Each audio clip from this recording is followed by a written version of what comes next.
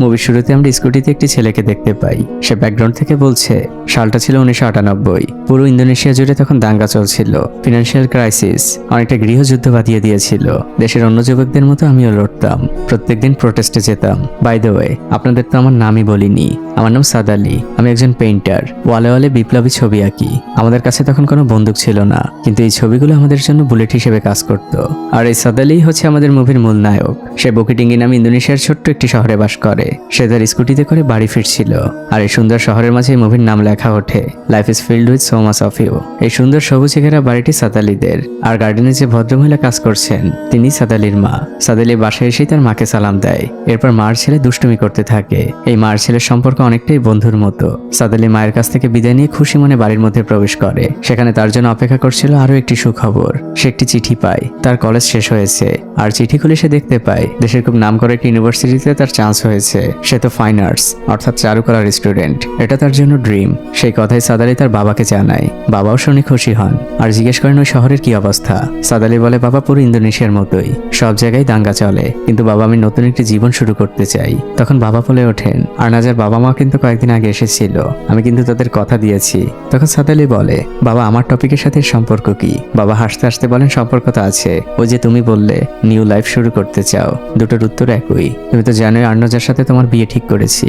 দেখো ওরা খুব ভালো একটা ফ্যামিলি। আর্নাজাকে আমরা ছোটবেলা থেকে দেখেছি, সে যেমন সুন্দরী তেমনই ধার্মিক। এমন মেয়ে যুগে পাওয়া খুবই কঠিন। সাদ আলী তেমন কিছুই বলে না, সে শুধু ভাবে আর বাবাকে এটাই বলে, বাবা তুমি কিভাবে বুঝলে আমি আর আরজানা ভালো ম্যাচ? বাবা বলেন, বিয়েতে তো জোর নেই, পছন্দ করার অধিকার তোমাদের রয়েছে, আমরা ঠিক করে রেখেছি, বাকিটা তোমরা দুজন মিলে ডিসাইড করবে। আর পরের দৃশ্যেই আমরা আর্নাজাকে দেখতে পাই, তার বোন তাকে সাজিয়ে দিচ্ছে। আর্নাজা খুব হাসি খুশি টাইপের একটি মেয়ে। কিছুক্ষণের মধ্যে বাইরে কথাবার্তা শোনা যায়। সাদ আলীদের পরিবার এসেছে, তারা আজ আর্নাজাকে দেখতে এসেছে, তাই এত আয়োজন। আর্নাজার বাবা মা সবাইকে স্বাগতম জানায়। তারা ঘরের মধ্যে প্রবেশ করে, আর দুই বোন লুকিয়ে লুকিয়ে সাদ আলীকে দেখছিল। ছোট বোন বলে, আপু দুলাভাই অনেক হ্যান্ডসাম। আর্নাজা খুশি হয়। সবাই বসে একসাথে গল্প করছিল। আর্নাজের বাবা মা সাদ আলীকে জিজ্ঞেস করছিল, তুমি এখন কি পড়াশোনা করো? সাদ আলী বলে, ফাইন আর্টস, আর এখন গ্রাজুয়েশনের জন্য প্রস্তুতি নিচ্ছি। এরই মধ্যে আর্নাজাকে ডেকে পাঠানো হয়। আর্নাজা সেখানে এসে সবাইকে সালাম দেয়। সাদ আলীর চোখ আর্নাজের উপর আটকে যায়। সবাই সালামের উত্তর দেয়, আর সবশেষে ওয়ালাইকুম আসসালাম বলে সাদ আলী। আর্নাজা সেখানে বসে। সাদ আলী আর আর্নাজা দুজনেই লজ্জা পাচ্ছে। আর্নাজের মাঝে সাদ আলীকে জিজ্ঞেস করে, তুমি কি আমার মেয়ের জামাই হবে? সাদ আলী লজ্জা পাচ্ছে। এবার সাদ আলীর মা আর্নাজাকে জিজ্ঞেস করে, দেখো মা, আমার ছেলেটা একটু একরোখা টাইপের, খুব অ্যাম্বিশিয়াস, তুমি এগুলো মানিয়ে নিতে পারবে তো? আর্নাজা তখন বলে, ইনশাল্লাহ, আমি সবকিছুই ম্যানেজ করে নিব। সবাই খুশি হয় আর মাশাল্লাহ বলে। সাদ আলীর বাবা উঠে বলে, আমি এই বিয়েতে রাজি। তখন সবাই তাকে থামিয়ে দেয় আর বলে, ফাইনাল ডিসিশনটা ওদের নিতে দাও। আমরা তো আমাদের সন্তানের সবসময় ভালোই চাইবো, কিন্তু শেষ ডিসিশনটা ওরা নিক। আর এরপর থেকে সাদ আলী প্রায় আর্নাজার সাথে দেখা করতে আসে। তারা দুজন একসাথে ঘুরতে বের হয়। আর্নাজা জিজ্ঞেস করে, তুমি কবে যাচ্ছ? সাদ আলী বলে, আর এক সপ্তাহ পরে। তারা দুজন সাদ আলীর খুব প্রিয় একটি জায়গায় যাচ্ছে, আর যাবার পথে পুরোটা পথ তারা ছোট ছোট গল্পের খুনসুটিতে মেতে ওঠে। ফাইনালি তারা সেই জায়গাটিতে পৌঁছায়। পাহাড়ে ঘেরা সুন্দর একটি জায়গা। সাদ আলী আর্নাজাকে নাজ বলে ডাকে। সে জিজ্ঞেস করে, নাজ তোমার ব্যাগের মধ্যে কি? নাজ উত্তর দেয়, সময় হলেই জানতে পারবে। তারা দুজনে গল্প করতে থাকে। আর এই মোমেন্টটা যেখানে দুই পরিবার রাজি, তাদের বিয়ে ঠিক হয়েছে, আর এখন তারা বেরিয়েছে প্রেম করতে। What a moment! আর জায়গাটা ছিল তার থেকেও সুন্দর। সাদ আলী বলে, জায়গাটা খুবই সুন্দর। তখন আর্নাজা খোঁচা মেরে বলে, তুমি যখন শহরে যে আরো সুন্দর জায়গা দেখবে, তখন এই জায়গার সৌন্দর্য ভুলে যাবে। সাদ আলী আর্নাজার কথার মানে বুঝতে পারে। সে তখন সিম্পলি বলে, nothing is more beautiful than you, তোমার থেকে সুন্দর কিছুই হতে পারে না। আর্নাজা খুশি হয়ে যায়। এই দুই কাপলের মাঝে সেখানে এক ভালোবাসার অন্যরকম মুহূর্তের সৃষ্টি হয়। আর এর পরে দৃশ্য চলে আসে সাদ আলীর সেই স্বপ্নের শহর জগজাতে, যেখানে সে পড়াশোনার জন্য এসেছে। এই শহরটি আর্ট আর কালচারে একদম ভরপুর। সাদ আলী স্বপ্নালু চোখে চারদিকে তাকাচ্ছে। দেওয়ালে দেওয়ালে বিভিন্ন আর্ট ঝোলানো, তার কাছে বেশ ভালো লাগছে। সে প্রথমে তার এক বন্ধুর কাছে আসে যে এখানেই থাকে। তার এই বন্ধুর নাম হচ্ছে বুডি। বুডি খুব ফানি টাইপের একজন মানুষ। সে সাদ আলীকে জিজ্ঞেস করে, আচ্ছা এই শহরে তো আসলি, এখন তো তোর একটি বাসা ভাড়া প্রয়োজন, তুই আমাকে বল তোর কেমন বাসা প্রয়োজন। সাদ আলী কিছুক্ষণ চিন্তা করে, তারপর বলে, সে শুধুমাত্র একটা দরজা থাকলেই হচ্ছে। বুডি বলে, বুঝতে পেরেছি, তুই সবকিছু গুছিয়ে নে, এখনই তোর স্বপ্নের ঠিকানায় তোকে নিয়ে যাচ্ছি। তারা দুজন সাথে সাথে একটি বাড়ির সামনে চলে আসে। এটাকে বাড়ি বললে ভুল হবে, এটা একটা লাইব্রেরি, আবার রেস্টুরেন্টও, সেই সাথে একটা আর্ট এক্সিবিশন গ্যালারিও। মোটামুটি বলতে পারেন এখানে গুণী শিল্পীদের আড্ডা হয়। অ্যাস্থেটিক একটি জায়গা, যেখানে তখন একটি এক্সিবিশন চলছিল। সাদ আলী সেখানেই হাঁটছিল, কিন্তু হঠাৎই তার চোখটা আটকে যায় একজনের উপরে। সাদা ড্রেস পরা একজন মহিলা। সাদ আলী মুহূর্তের মধ্যে যেন এক অন্য দুনিয়ায় হারিয়ে যায়। কথা বলার মাঝে সেই মহিলাও সাদ আলীর দিকে তাকায়, কিন্তু কোনো পাত্তা দেয় না। এর মধ্যে সেখানে অন্য একটি মেয়ে আসে। এই মেয়েটির নাম গ্রেস। সাদ আলীর বন্ধু বুডি আর গ্রেস পূর্ব পরিচিত। তারা দুজন মজা করছিল, আর গ্রেস সাদ আলীকে বলছিল, আপনার বন্ধু বুডি, তার সম্পর্কে নিশ্চয়ই আপনি ভালো করে জানেন। তার কিন্তু ড্রিঙ্কস করার অভ্যাস আছে। একবার তো এখানে এসে মাতলামি করে বমি করে দিয়েছিল। বুডি তখন হাসতে হাসতে বলে, আর সেজন্য মীরা আমাকে ঘাট ধাক্কা দিয়ে বের করে দিয়েছিল। এরপর বুডি গ্রেস আর সাদ আলীর সাথে পরিচয় করিয়ে দেয়। তারা একজন আরেকজনের সাথে পরিচিত হয়। সাদ আলী খুব পোলাইট টাইপের একজন ছেলে, খুব অল্প সময় সে মানুষকে ইমপ্রেস করতে পারে। এরপর বুডি গ্রেসকে জিজ্ঞেস করে, আচ্ছা মীরা কোথায়? তাকে তো দেখছি না। গ্রেস বলে, সে তো এখানেই ছিল, মনে হয় আশপাশে কোথাও আছে। কিন্তু মীরাকে কেন খুঁজছো? বুডি বলে, তোমাদের পেছনের বাড়িটা তো এখনো ফাঁকা আছে, ওটা আমি ভাড়া নিতে চাই। গ্রেস বলে, তুমি নিবে ভাড়া? মীরা কখনোই তোমাকে ভাড়া দিবে না। বুডি বলে, আমার জন্য না, বাড়িটা আমি আমার বন্ধু সাদ আলীর জন্য নিতে চাচ্ছি। গ্রেস এবার রাজি হয়। তারা তিনজন মীরার সাথে দেখা করার জন্য বাড়ির পেছনের দিকে যাচ্ছে। আর গ্রেস হচ্ছে মীরারই কাজিন। পুরো বাড়িটাই যেন আর্টে ভরপুর, পেছনটাও গাছপালা দিয়ে খুব সুন্দর করে সাজানো। আমরা দূরে মীরাকে দেখতে পাই, অর্থাৎ সে সাদা ড্রেস পরা মহিলাটি। সাদ আলীর চোখ আবারও থমকে যায়। গ্রেস দূর থেকে চিৎকার করে বলে, ছেলেটি বাড়ি ভাড়ার জন্য এসেছে। আর এদিকে আমাদের সাদ আলী, সে তো এক অন্য দুনিয়ায় হারিয়ে রয়েছে। মীরা তার হাতের কাজগুলো শেষ করে আর এসে সাদ আলীর সাথে পরিচিত হয়। সাদ আলী তার নাম বলে। মীরার হাতে তো মাটি লাগানো ছিল, তাই হ্যান্ডশেক করতে যেও করতে পারে না। সাদ আলী বলে, আপনি একদম আমার মায়ের মতো, আমার মাও বাগান নিয়ে ব্যস্ত থাকেন। মীরা বলে, তুমি এই বাড়ি ভাড়ার কথা কিভাবে জানলে? সাদ আলী বলে, ক্যাম্পাস থেকে জেনেছি। তখন মীরা বলে, বুঝতে পেরেছি, তুমি আর্ট ক্যাম্পাসের কিড। কিড শব্দটা সাদ আলীর একটু লাগে। সে বলে, আমি শুধু আমার বাবা মায়ের কিড, আপনি আমাকে বাচ্চা না বললেই খুশি হব। মীরা হেসে দেয়। সাদ আলী বলে, আমি কি আপনার বাড়িটা দেখতে পারি? মীরা তাকে বাড়িটি ঘুরিয়ে ঘুরিয়ে দেখাচ্ছিল। বাড়িটি ছিল সাদ আলীর চিন্তার থেকেও বেশি সুন্দর। তার ইচ্ছে এবং স্বপ্ন দুটোই যেন এখানে মিলেমিশে একাকার। ব্যাকগ্রাউন্ড থেকে সাদ আলী সেই কথাগুলোই বলছিল। সে মীরাকে জিজ্ঞেস করে, এত সুন্দর বাড়ি এত কম টাকায় কেন দিচ্ছেন? মীরা জানে আমি যাকে তাকে ভাড়া দিব না, আমার একমাত্র শর্তই হচ্ছে এই বাড়ি আমি তাকেই ভাড়া দিব যে আমার বাড়িটিকে যত্ন করে রাখতে পারবে। সাদ আলী খুশি হয়। মীরা তাকে তার রুম দেখিয়ে দেয়। এই বাড়িতে দুটো রুম, মীরা একটি রুম ভাড়া দেয়। এরপর সাদ আলী গ্রেসের কাছে ফিরে আসে আর তাকে ধন্যবাদ দেয়। গ্রেসও তাকে কনগ্রাচুলেশন বলে। পরের দৃশ্যে দেখা যায় সাদ আলী তার জিনিসপত্র নিয়ে চলে এসেছে। তার সাথে তার বন্ধু বুডিও রয়েছে। তারা দুজন গল্প করছে আর সাদ আলী সবকিছু গোছাচ্ছে। দূরে মীরাও ছিল। সাদ আলী মাঝে মাঝে মীরার দিকে তাকাচ্ছিল। কখনো কখনো তো তাদের চোখাচোখি হয়ে যাচ্ছিল। বুডি সাদ আলীকে সতর্ক করে, ওভাবে তাকাস না, জ্বলে পুড়ে যাবি। এর মধ্যে মীরা সেখানে আসে আর বুডিকে উদ্দেশ্য করে বলে, আমি কিন্তু সাদ আলীকে বলে দিয়েছি, তুমি যদি এখানে থাকো ভাড়া কিন্তু দ্বিগুণ হবে। বুডি হাসতে হাসতে বলে, না আমি থাকবো না, শুধু মাঝে মাঝে আড্ডা দিতে আসবো। এরই মধ্যে হঠাৎ করে কেউ মীরাকে মা বলে ডাক দেয়। সাদ আলীর চোখে সেদিকে আটকে যায় আর তার মনের মধ্যে চলতে থাকা স্বপ্নটা মুহূর্তের মধ্যেই হারিয়ে যায়। মীরা পরিচয় করিয়ে দেয়, ইনি হচ্ছেন আমাদের নতুন ভাড়াটিয়া, তোমার আঙ্কেল। আর সাদ আলীকেও বলে, এ হচ্ছে আমার মেয়ে কিকান। তারা দুজনেই পরিচিত হয়, কিন্তু বুডির সাথে কিকান কোনো কথা বলে না, কারণ তার মা তাকে নিষেধ করেছে। বুডি কিছুটা লজ্জা পায়। মীরা তার মেয়েকে নিয়ে গেট থেকে বের হয়ে যায়। তারা এখানে থাকে না, তাদের বাসা এখান থেকে অল্প কিছুটা দূরে। সাদ আলী দূর থেকে নির্বাক দৃষ্টিতে তাকিয়েছিল। সে বুডিকে জিজ্ঞেস করে, মীরা বিবাহিত? বুডি বলে, হ্যাঁ সে বিবাহিত, তার একমাত্র মেয়ে কিকান। আর মীরার ডিভোর্সের বিষয়টাও এখন প্রক্রিয়াধীন, যে কোনো সময় তার হাজবেন্ডের সাথে তার ডিভোর্স হবে। মীরা সম্পর্কে কি তোর আর কিছু জানার প্রয়োজন? সাদ আলী বলে, আজকের জন্য এটুকুই যথেষ্ট। এটা বলে সে সেখান থেকে চলে যায়। ওই দিন রাতের বেলা সাদ আলী আরনাজাকে চিঠি লেখার জন্য বসে। তখন তো ফোনের কোনো ব্যবস্থা ছিল না, চিঠি ছিল একমাত্র যোগাযোগের মাধ্যম।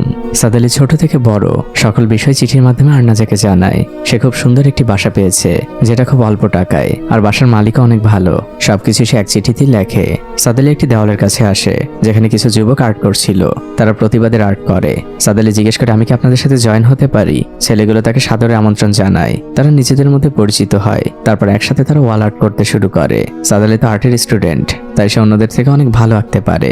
সাদ আলীর আর্ট দেখে সবাই অনেক ইমপ্রেস হয়, কিন্তু আর্টটি শেষ হওয়ার আগেই সেখানে পুলিশ চলে আসে। পুলিশ দেখা মাত্রই ওখান থেকে সবাই দৌড়ে পালায়। এদিকে সাদ আলী রেস্টুরেন্টের টেবিলে বসে বসে একটি আর্ট করছিল। তখন সেখানে গ্রেস আসে। সে দূর থেকে বিষয়টি দেখতে পায়। সে সাথে সাথে কিচেনে তার বোনের কাছে যায় আর মীরাকে চেয়ে বলে, আপু তোমার নতুন ভাড়াটিয়া সাদ আলী, সে তোমার রেস্টুরেন্টের টেবিল নষ্ট করছে। সে কি সব যেন আঁকাআঁকি করছে। সাথে সাথে মীরা গ্রেসের সাথে বাইরে আসে। সাদ আলী তখনও এক মনেই এঁকে চলেছে। মীরা এসে পেছনে দাঁড়ায় আর টেবিলের উপরে আর্ট দেখে তার খুবই ভালো লাগে। সে সাদ আলীকে ডাকও দেয় না, উল্টো সে মনে মনে খুশি হয়। তারপর সে আবারও কিচেনে ফিরে আসে। গ্রেস জিজ্ঞেস করে, আপু তুমি ওকে কেন কিছু বললে না? মীরা বলে, ও তো ভালোই আঁকছে, আঁকতে দাও না, খারাপ তো লাগছে না। আর এর মধ্যে সেখানে বুড়িও আসে। সে সাদ আলীকে বলে, তুই এটা কি করেছিস? মীরা যদি দেখতে পায় তোর তো কপালে খবর আছে, সেই সাথে আমারও অবস্থা খারাপ করবে, আমারও এখানে আসা বন্ধ হয়ে যাবে। পেছনেই আমরা মীরাকে দেখতে পাই। মীরাকে দেখে বুড়ি আমতা আমতা করতে থাকে। সে সকল দোষ সাদ আলীর উপর দিতে থাকে। সাদ আলী বলে, এটা আমি পরে মুছে দিব। মীরা তখন বলে, মোছার কি দরকার, আমি আগেই দেখেছি, তোমার আর্টটা অনেক সুন্দর হয়েছে। মীরা ওই টেবিলের কাছে আসে, আর সে ভালো করে লক্ষ্য করলে বুঝতে পারে এটা শুধু একটি আর্ট না, এখানে একটি গল্প লুকিয়ে আছে। সাদ আলীকে সে গল্পের কথা জিজ্ঞেস করে। সাদ আলী বলে, এটা দুজন মানুষের পরিচয়ের গল্প। মীরা বলে, সেটা কি কোনো গাছের নিচে? সাদ আলী বলে, এটা কোনো গাছ না, এটা মেঘ। দুজন মানুষের মেঘের রাজ্যে পরিচয়ের গল্প। মীরা খুশি হয়, কিন্তু সে বুড়িকে সতর্ক করে, তুমি এখানে আড্ডা দাও ঠিকই, কিন্তু আমার ঘরে বসে কিন্তু ড্রিঙ্কস করা চলবে না। সাদ আলী বলে, সেই দায়িত্ব আমার, ওকে আমি এমনিতেও ড্রিঙ্কস করতে দেই না। সাদ আলীর কথায় মীরা খুশি হয়ে সেখান থেকে চলে যায়। রাতের বেলা মীরা কিচেনে একা একাই কাজ করছিল। তাকে দেখে খুবই ডিপ্রেসড মনে হচ্ছে। মূলত তার মনে পড়ে যাচ্ছে তার এক্স হাজবেন্ডের কথা, তাদের ডিভোর্সের প্রক্রিয়ার কথা। তার এক্স হাজবেন্ড আসলে তার সাথে চিট করেছে, তার আরো একটি সংসার রয়েছে যেটা গত 15 বছর ধরে সে লুকিয়েছে। মীরা এসব বিষয় নিয়ে খুবই ডিপ্রেসড। তখন হঠাৎই সেখানে সাদ আলী আসে। মীরা জিজ্ঞেস করে, তুমি এত রাতে এখানে কি করছো? সাদ আলী বলে, ক্ষুধা লেগেছিল, আর আমার কাছে শুধু এক প্যাকেট নুডলসই ছিল। মীরাও চারপাশটা খুঁজতে থাকে, আর বলে, কিচেনে আসতে তেমন কোনো খাবার জিনিসও নেই। সে ফ্রিজে 2টো ডিম খুঁজে পায়, আর সাদ আলীকে দিয়ে বলে, এটুকুই আমি তোমার জন্য ম্যানেজ করতে পেরেছি। সাদ আলী মীরাকে ধন্যবাদ দেয়। মীরা তখন সাদ আলীকে আরো বলে, আর তাছাড়া তো সবকিছু 10টায় ক্লোজ করে দেওয়া হয়, তোমার ভাগ্য ভালো, আমি আজ একটু পার্সোনাল কারণে এখানে থেকে গিয়েছি, না হলে তো কিচেনও অফ থাকতো। সাদ আলী যে নুডলস নিয়ে আসে, আর নুডলস খেতে খেতে সে মীরাকে বলে, আপনাকে যতই দেখছি ততই মুগ্ধ হচ্ছি, আপনি একা মানুষ সবকিছু এত সুন্দরভাবে ম্যানেজ করেন। মীরা তখন তার চাবির থলে থেকে একটি চাবি বের করে তার সাদ আলীর দিকে বাড়িয়ে দেয়, আর বলে, এটা তোমার কাছে রাখো, আমি চলে যাবার পরে কিচেনটা আটকিয়ে দিবে। সাদ আলী খুবই অবাক হয়। সে বলে, আমি নতুন একজন মানুষ, আপনি কোন ভরসায় আমাকে চাবি দিচ্ছেন? আমি যদি সবকিছু চুরি করে ফেলি? মীরা তখন বলে, এখানে চুরি করার মতো এমন কি আছে? সাদ আলী বলে, অনেক কিছুই। মীরা সেখান থেকে উঠে দাঁড়ায়, আর সাদ আলীকে গুড নাইট বলে সেখান থেকে চলে যায়। সাদ আলী বসে বসে মীরার কথা ভাবছে। এদিকে আমরা মীরাকে দেখতে পাই, তার গাড়িতে কোনোভাবে স্টার্ট নিচ্ছে না। সে বেশ কিছুক্ষণ চেষ্টা করে। তখন সাদ আলী সেখানে আসে।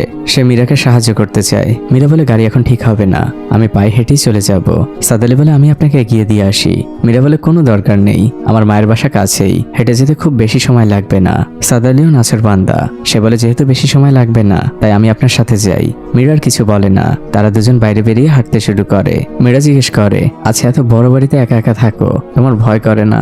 সাদ আলী বলে, ভয় কেন করবে, আর আমি তো একা থাকি না, আপনার লাগানো গাছগুলোও তো রয়েছে, ওগুলোর সাথে সময় পেলে আমি একা একা কথা বলি, গাছ আমার ভীষণ পছন্দ।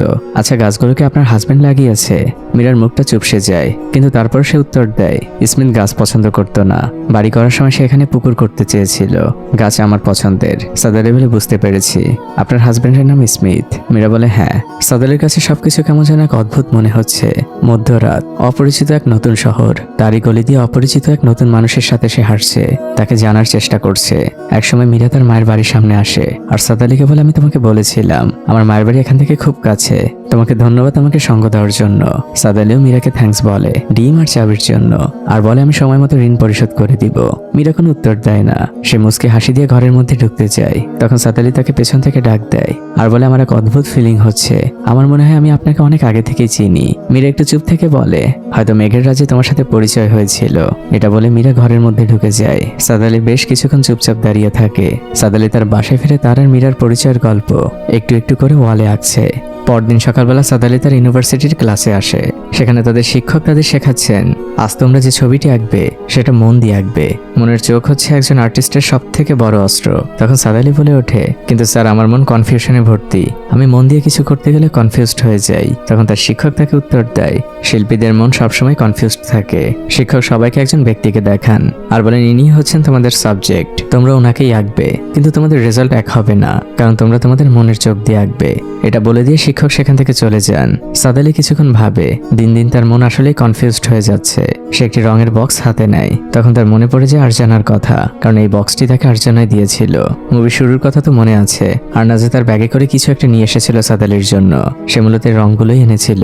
সাদ আলী সেদিন সেই রঙগুলো বের করেছিল।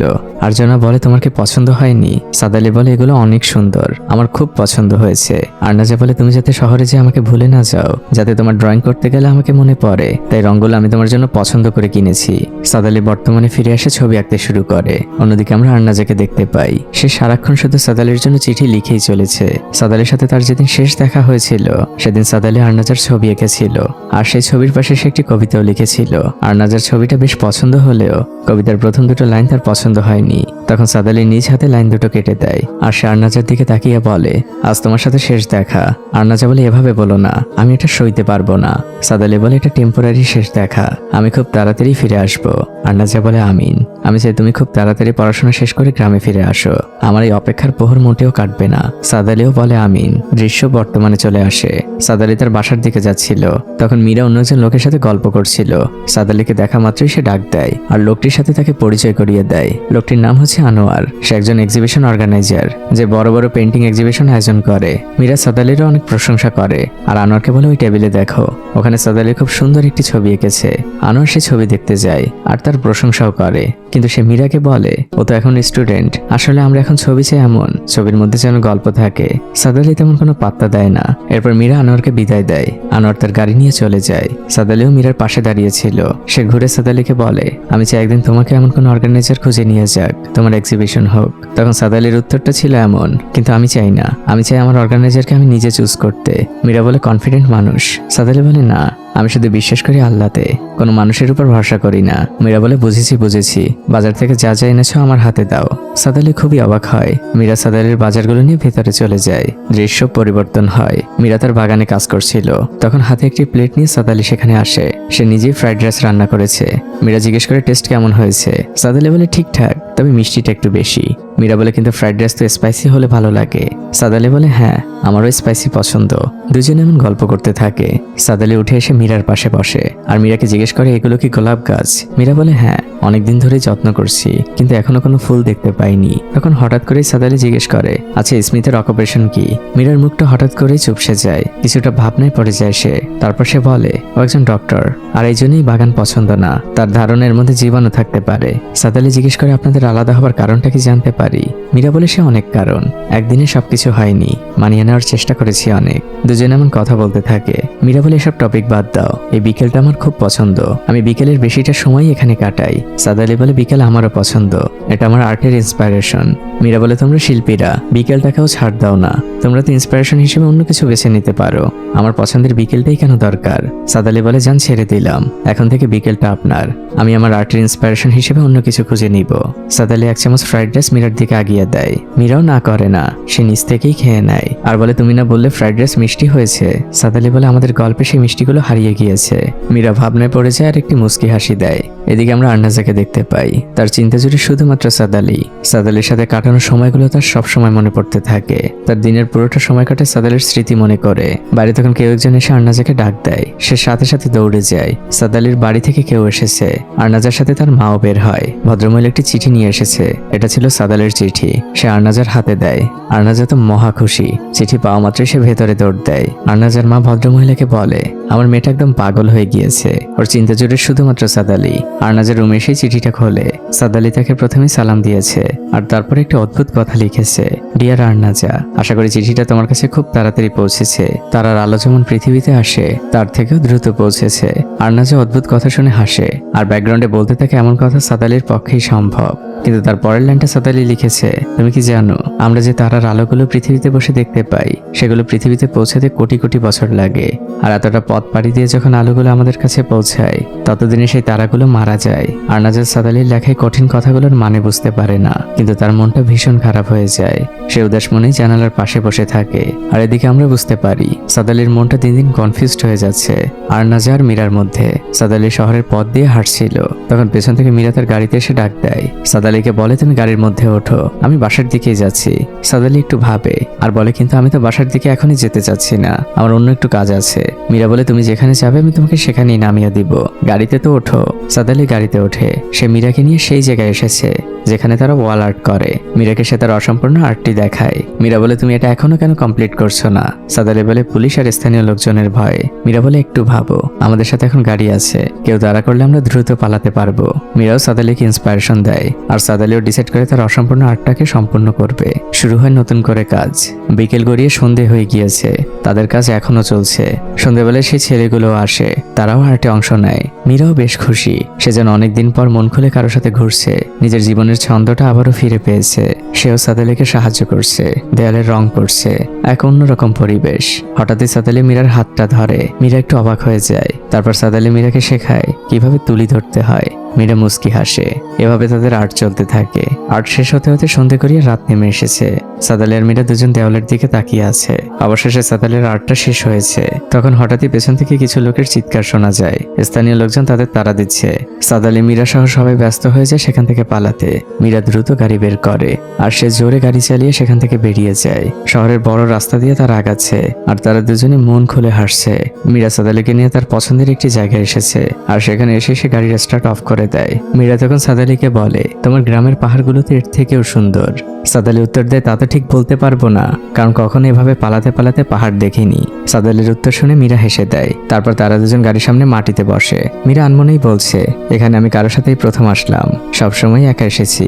সাদ আলী জিজ্ঞেস করে, আমি কারণটা জানতে পারি? মীরা বলে, তেমন কোনো কারণ নেই, এখানে এসে একা সময় কাটাতে আমার খুব ভালো লাগে। তবে হ্যাঁ, আমার রেস্টুরেন্টের গেস্টদের নিয়েও এসেছি, কিন্তু তখনও নিজের কাছে একাই মনে হয়েছে। তখন সাদ আলী বলে, আমিও তো নতুন কেউ, আজ আপনার একা ফিল হচ্ছে না?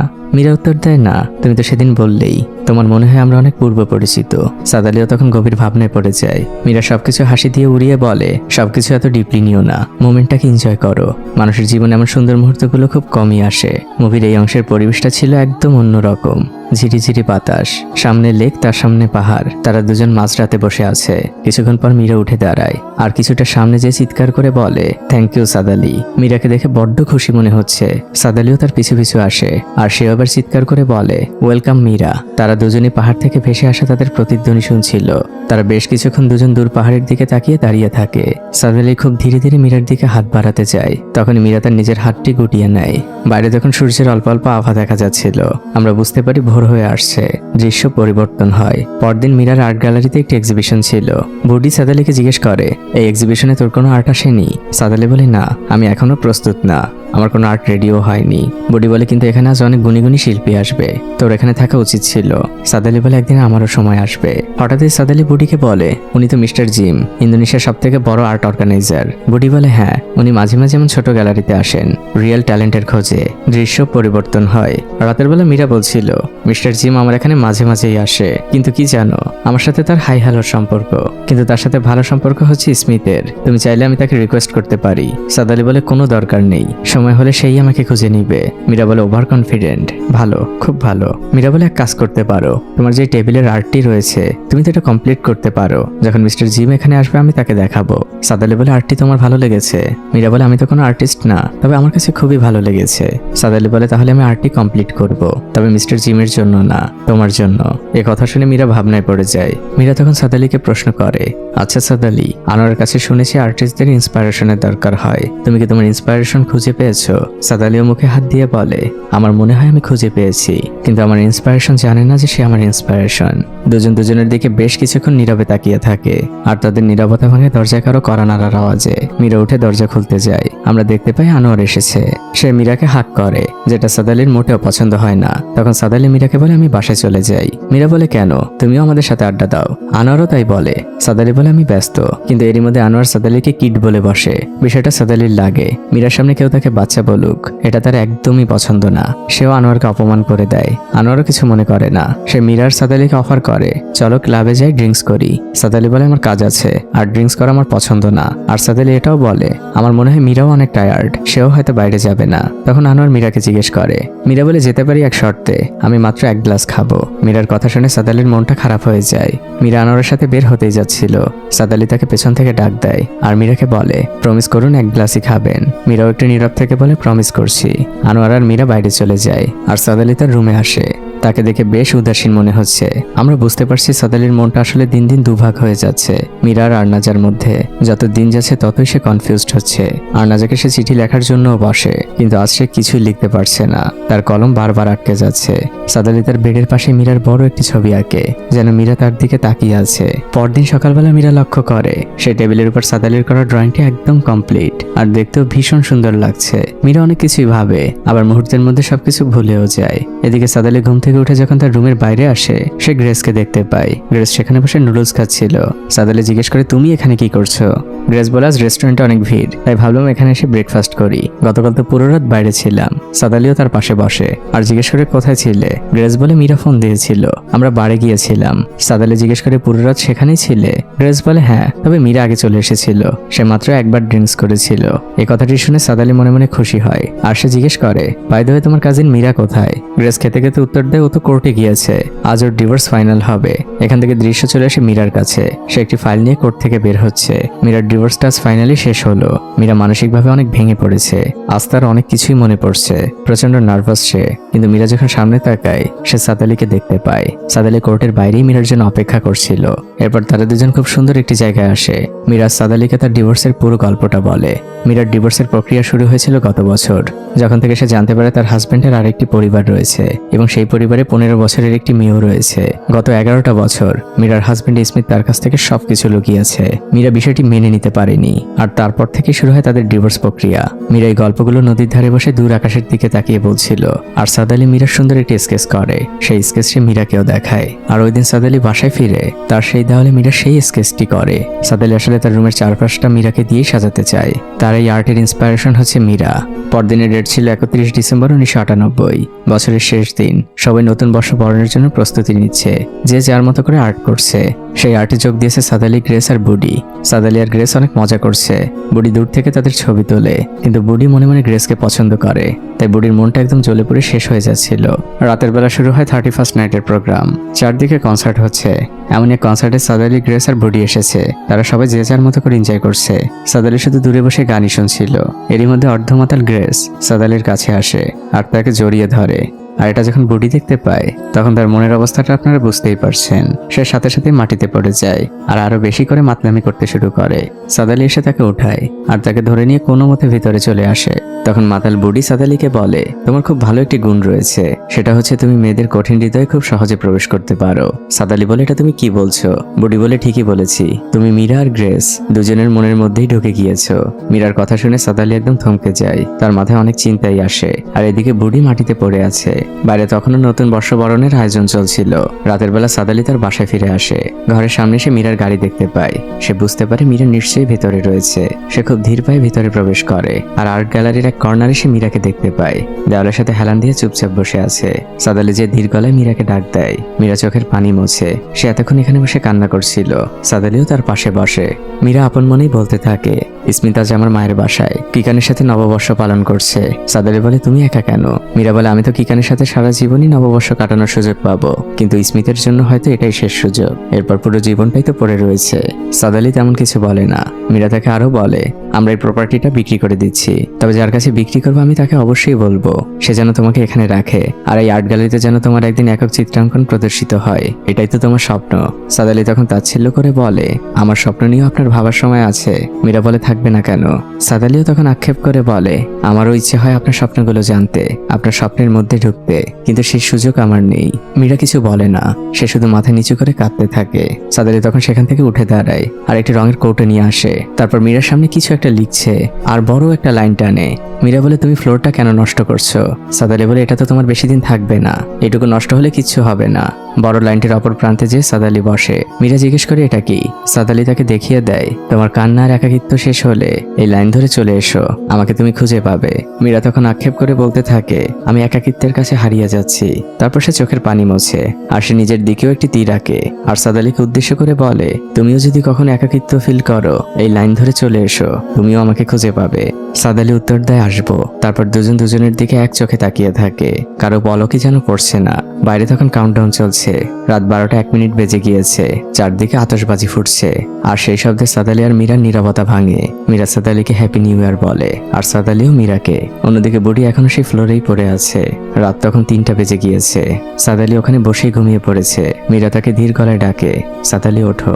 সাদ আলী ঘুম থেকে ওঠে। মীরা বলে আমাকে বাসায় যেতে হবে। সে উঠে দাঁড়ায়। তখন সাদ আলী তার হাত ধরে টান দেয় আর বলে এখানে থেকে গেলে হয় না, আমি চাই না তুমি চলে যাও। মীরা বলে কয়টা বাজে দেখেছো, এখন আমাকে যেতে হবে।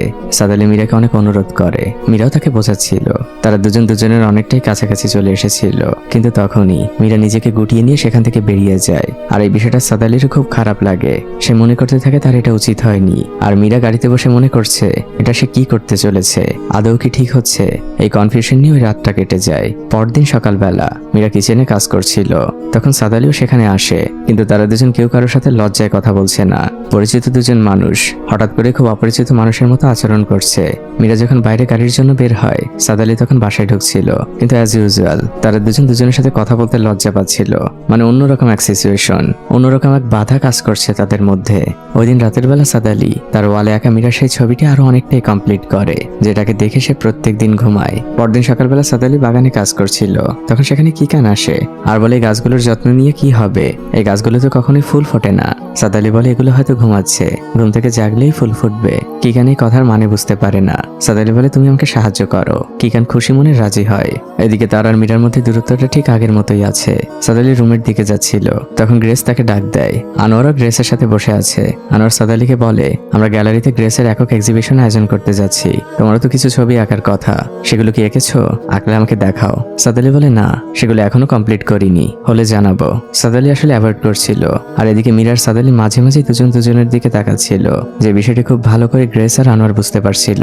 সাদ আলী সেখান থেকে অ্যাভয়েড করেই চলে যাচ্ছিল। তখন আনোয়ার বলে তুমি খুবই কনফিউজড একজন মানুষ। সাদ আলী থামে আর মীরার দিকে তাকিয়ে বলে হ্যাঁ, আমি আসলেই কনফিউজড। মীরার চোখে মুখেও লজ্জা। তখন আনোয়ার বলে ওঠে তোমাদের দুজনকে দেখে মনে হচ্ছে তোমরা কাপল আর ঝগড়া করেছো, কিন্তু আসলে তো তোমরা কাপল না। সাদ আলী কিছু না বলে সেখান থেকে চলে যায়। গ্রেস তখন তার বোনকে জিজ্ঞেস করে আপু আসলে কি সাদ আলীর সাথে তোমার কিছু চলছে? মীরা কোনো উত্তর দেয় না। সে চায়ের কাপে চুমুক দিতে দিতে অ্যাভয়েড করে যায়। পরের দৃশ্যেই আমরা দেখতে পাই মীরা সাদ আলীর রুমের দিকে যাচ্ছে, যেখানে সাদ আলীকে ঘর ভাড়া দেওয়ার পরে সে একবারের জন্য যায়নি। আর সেখানে যাওয়ার পরে মীরা একে একে দেখতে পায় সাদ আলীর সাথে তার পরিচয়ের পর থেকে এখন পর্যন্ত যত বিশেষ মোমেন্ট আছে প্রত্যেক মোমেন্টের পেন্টিং সে ওয়ালে করেছে। তার পুরোটা ওয়াল মীরাকে জুড়ে। মীরার সাথে কাটানো যত স্মৃতি, যত ভালো মুহূর্ত, যত না বলা কথা, সবই তার চিত্রকর্মের মাধ্যমে ফুটিয়ে তুলেছে। মীরা যতই দেখছে ততই অবাক হচ্ছে। আর মীরার ফাইনাল অবাক হওয়াটা এখনো বাকি ছিল। যখন সে সাদ আলীর রুমে ঢোকে তখন সে সাদ আলীর বেডের পাশে সেই আর্টটি দেখতে পায়, মীরার ছবি এদিকেই তাকিয়ে আছে। এটা দেখার পরে মীরার গলাটা একদম শুকিয়ে আসছে, তার হাত পা কাঁপছে। সে কি করবে কিছুই বুঝে উঠতে পারছে না। তখন পেছন থেকে সাদ আলী তাকে ডাক দেয় আর মীরাকে বলে আপনি আমাকে জানাবেন, যখন এই বাসা থেকে চলে যাবে তখন এই সবকিছুই মুছে দিয়ে যাব।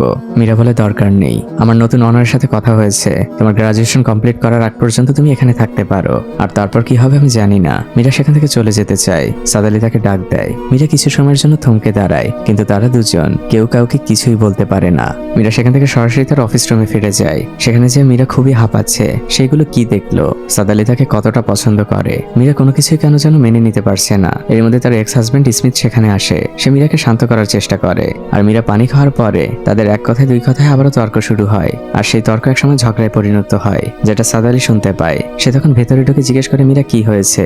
মীরা সাদ আলীকে থামিয়ে দিয়ে বলে তুমি বাইরে যাও, তোমাকে আমি পরে বলবো। তখন স্মিথ বলতে শুরু করে এই ছেলেটা আমাদের মধ্যে কেন ঢুকলো, ওকে।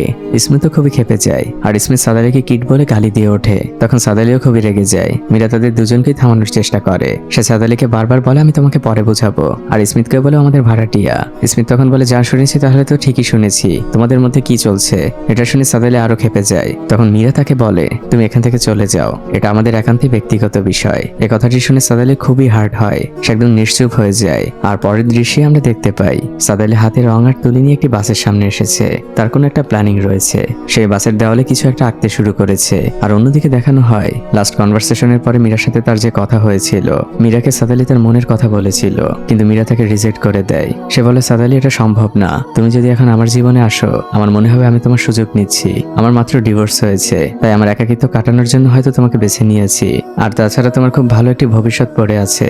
সাদ আলী বলে এসব বলো না প্লিজ, আমি তোমাকে আসলেই পছন্দ করি আর তুমি আমার আর্টের ইন্সপাইরেশন। মীরা সেখান থেকে কিছু না বলেই উঠে যেতে চায়। তখন সাদ আলী তাকে শেষবারের শেয়ারের মতো বলে, একটা সুযোগ তো দিয়ে দেখো, আমি তো একটা সুযোগ ডিজার্ভ করি। মীরা কিছুই বলে না, সে সেখান থেকে চলে যায়। আর এদিকে সাদ আলী সেই বাসে এখনো একেই চলেছে। পিছনের লোকজনের ভিড় হয়ে গিয়েছে, সবাই ছবি তুলছে। আপনারা তো আগেই জানেন তখন ইন্দোনেশিয়ার প্রতিবাদী ছবি আঁকা ছিল একটি অপরাধ। আর সাদ আলী সেই শহরে পুলিশ ভ্যানে এমন একটি কাজ করে। হ্যাঁ, এই বাসটি একটি পুলিশ ভ্যান, যেখানে সে সাধারণ মানুষের হয়ে প্রতিবাদ করেছে। কিছুক্ষণের মধ্যেই সেখানে পুলিশ চলে আসে আর তাকে গ্রেপ্তার করে সেখান থেকে নিয়ে যাওয়া হয়। পরের দৃশ্য চলে আসে পুলিশ স্টেশনে। সাদ আলী একটি চেয়ারে বসে আছে। তখন বাইরে শোনা যায় তার সাথে কেউ দেখা করতে এসেছে। সে সাদ আলীর বোন হিসেবে পরিচয় দেয়। তখন একজন পুলিশ কর্মকর্তা এসে বলে, তোমার সাথে কেউ দেখা করতে এসেছে। সাদ আলী মীরাকে দেখে খুবই অবাক হয়। সে চুপচাপ মীরার পাশে বসে আর তাকে জিজ্ঞেস করে, আমার বোন হিসেবে পরিচয় দেওয়ার কি দরকার ছিল? তখন মীরা রাগান্বিত ভাবে বলে, তাহলে কি তাদের বলবো আমি তোমার ওয়াইফ? এটা তাদের বিশ্বাস হবে? এমনি তুমি আমার থেকে ছোট। সাদ আলী তখন হেসে দেয়, কারণ মীরার এই উত্তরটি তার খুবই ভালো লেগেছে। সাদ আলীর হাসি দেখে মীরাও একটু হাঁপ ছেড়ে বাঁচে। মীরা তাকে প্রশ্ন করে, নিজেকে আমার জন্য বিপদের মধ্যে ফেলে কি লাভ? সাদ আলী তখন তার রঙে ভর্তি হাত দিয়ে মীরার হাত ধরে আর তার হাত দুটো চেপে ধরে বলে, যাতে সামনের বিপদগুলো মোকাবেলা করতে পারি। এরপর সাদ আলী নিজে ড্রাইভ করে মীরাকে নিয়ে বাসায় আসে। গাড়ি থেকে মীরা নেমে যেতে চায়। সাদ আলী তাকে আটকায় আর মীরাকে প্রশ্ন করে, তোমার মনের মধ্যে এখন যেগুলো চলছে, ভয়, ঘৃণা, ভালোবাসা, সবকিছু আমার মনের মধ্যেও চলছে। দেখো, এটা খারাপ না। দুজন মানুষ দুজনকে ভালোবাসতেই পারে, আর তুমি আমার কোনো সুযোগ নিচ্ছ না। এরপর তারা দুজন অনেকটাই কাছাকাছি চলে আসে। শুরু হয় তাদের ভালোবাসার নতুন অধ্যায়। সাদ আলী সেই পুলিশ ভ্যানের আর্ট সকল জাতীয় দৈনিকে চলে আসে, আর সেটি চোখের না মিস্টার জিম নামক সেই ব্যক্তির, যে ইন্দোনেশিয়ার সব থেকে বড় কিউরেটর। তার অ্যাসিস্ট্যান্ট এসে সাদ আলীকে বলে, তোমার আর কিছু আর্ট নিয়ে মিস্টার জিম তার সাথে দেখা করতে বলেছে। একথা শুনে সাদ আলী তো খুবই খুশি হয়। সে এখন সারাদিনই আর্ট করে, আর তার ইন্সপায়ারেশন মীরা তার সামনেই ঘুরে বেড়ায়। মীরা সাদ আলীকে ডাক দেয় আর তাকে দেখায় সেই গাছগুলোতে ফুল ফুটেছে, যেগুলোকে তারা অনেকদিন ধরেই পরিচর্যা করছে। তারা দুজনেই অনেক খুশি। সাদ আলীকে এখন প্রায় শহরের সবাই চেনে। সে দেওয়ালে দেওয়ালে আর্ট করে। আজ ছিল সাদ আলীর কনভোকেশন ডে। তার গ্রাজুয়েশন শেষ হয়েছে। মীরা আর কিকান তার ইউনিভার্সিটিতে এসেছে। সাদ আলী দূরে গাউন পরেই দাঁড়িয়েছিল। কিকান তাকে দেখে চিৎকার করে ডাক দেয়। সাদ আলী দেখে দৌড়ে সেখানে আসে, কিন্তু মীরা এখনো লজ্জা পাচ্ছে, কারণ তার মেয়ে তার সাথে দাঁড়িয়ে আছে।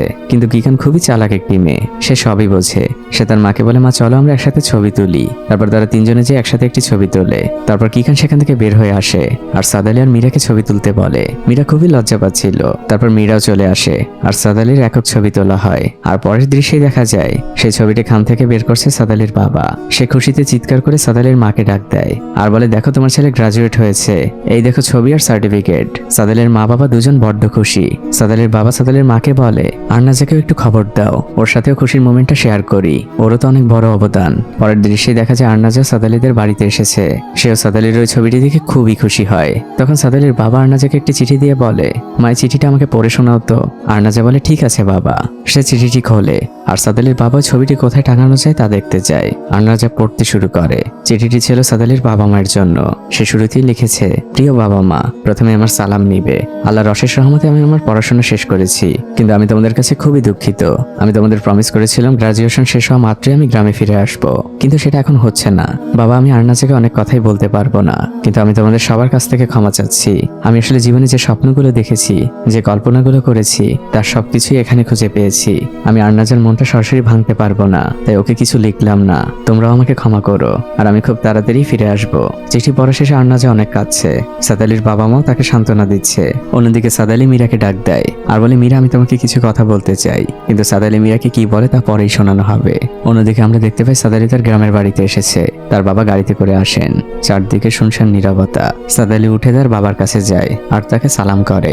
তার বাবা তাকে জিজ্ঞেস করে, তোমার চিঠি দেখেই বুঝতে পারছিলাম তুমি কিছু একটা আমাকে বলতে চাও। সাদ আলী ধীর গলায় বলে, হ্যাঁ। তার বাবা খুবই রেগে আছেন। তিনি বলেন, চলো ভেতরে যে কথা বলি। সাদ আলীর বাবা হেঁটে ঘরের মধ্যে চলে যান। তারপরে দৃশ্য চলে আসে ডাইনিং টেবিলে। বাবা তার ছেলেকে জিজ্ঞেস করেন, এখন বলো তোমার সমস্যার কথা। সাদ আলী খুবই সংকোচ বোধ করছে। তারপর সে ধীর গলায় বলে, বাবা আমি যে শহরে পড়তে গিয়েছিলাম, সেখানে আমি আমার মনের মানুষকে খুঁজে পেয়েছি, যাকে আমি সত্যিই ভালোবাসি। একথা শুনে সাদ আলীর বাবা মায়ের চোখ বড় বড় হয়ে যায়। মা উঠে সাদ আলীর কাছে আসেন আর জিজ্ঞেস করেন, তাহলে আরনাজার কি হবে? সাদ আলী তখন ধীর গলায় বলে, মা আমি বিয়েটা ভাঙতে চাই। সারা জীবন অভিনয় করার থেকে সত্যটা বলা ভালো। এই কথাটি সাদ আলী আরনাজার বাসায় বলেছিল। আরনাজার বাবা তাকে কষে একটি থাপ্পড় দেয়। আর বেচারি আরনাজা দেওয়ালের ওপাশে বসে চুপচাপ কাঁদছিল। তার চোখ বেয়ে অনবরত পানি পড়ছে, কারণ সে তো এতদিনে সাদ আলীকে ভালোবেসে ফেলেছে। তাদের বিয়েও ঠিক হয়ে আছে। এতটা দিনে এই মেয়েটি কতটা স্বপ্ন বুনেছে। অন্যদিকে দেখানো হয় সাদ আলী আর মীরা সে কনভারসেশন। সাদ আলী মীরাকে সবকিছু খুলে বলেছিল। মীরার হাত পা কাঁপছে। সে কি বলবে কিছুই বুঝে উঠতে পারছে না। সে শুধু সাদালিকে এটাই বলে, প্লিজ এই বিয়েটা তুমি ভেঙো না। সাদালি মীরাকে বোঝায়, কিন্তু আমি তো তোমাকে ভালোবাসি। মীরা বলে, চুপ করো, দেখো আমার জীবনটা বিষে ভরা, অনেক তিক্ত অভিজ্ঞতা রয়েছে আমার জীবনে, প্লিজ ওই মেয়েটার জীবন নষ্ট করো না। আমি চাই আমি যতটা কষ্ট পেয়েছি ওই মেয়েটা সেই কষ্ট না পাক, তুমি বিয়েটা ভেঙো না প্লিজ। এটা বলে মীরা সেখান থেকে উঠে চলে যায়। সাদালি বুঝতে পারছে না তার কি করা উচিত, সে কোন দিকে যাবে। এতটা দিনে তো সে মীরাকে সত্যিকারের ভালোবেসে ফেলেছে, অন্যদিকে আর্নাজাও তাকে ভালোবাসে। ওই দিন সাদালির চোখ দুটো পানিতে ছলছল করছিল। ঘটনা বর্তমানে চলে আসে। সাদালি সকালবেলা বাসা থেকে বের হয়েছে ফিরে যাওয়ার জন্য। সে তার মায়ের কাছ থেকে বিদায় নেয়।